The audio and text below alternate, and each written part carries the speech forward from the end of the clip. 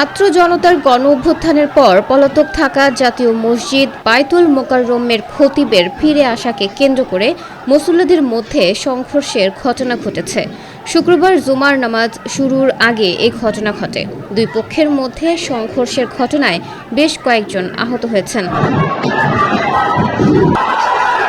পলাতক থাকা বায়তুল মোকাররমের খতিব রুহুল আমিন ফিরে আসার ঘটনায় এমন পরিস্থিতি তৈরি হয় বলে জানায় মুসল্লিরা। তাকে গ্রেফতার করে ফাঁসির দাবি জানান তারা।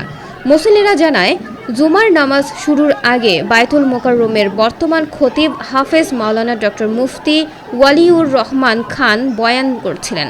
এমন সময় পলাতক খতিব মাওলানা মুফতি রুহুল আমিন অনুসারীদের নিয়ে বায়তুল মোকাররম মসজিদে প্রবেশ করেন। বর্তমান খতিবের অনুসারীরা রুহুল আমিনের অনুসারীদের প্রতিরোধ করেন। তখন দুই পক্ষের মধ্যে হাতাহাতির পর সংঘর্ষের ঘটনা ঘটে। মসজিদের ভেতরে ভাঙচুর করা হয়, দরজা জানালার গ্লাস ভেঙে ফেলা হয়। এ ঘটনায় বেশ কয়েকজন আহত হন। পরে পরিস্থিতি কিছুটা শান্ত হলে জুমার নামাজ অনুষ্ঠিত হয়।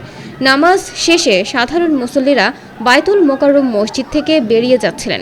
এর কিছু পরেই মসজিদ থেকে স্লোগান দিতে দিতে একদল মুসল্লি বের হন। খবর পেয়ে মসজিদে আসেন আইন শৃঙ্খলা রক্ষাকারী বাহিনীর সদস্যরা।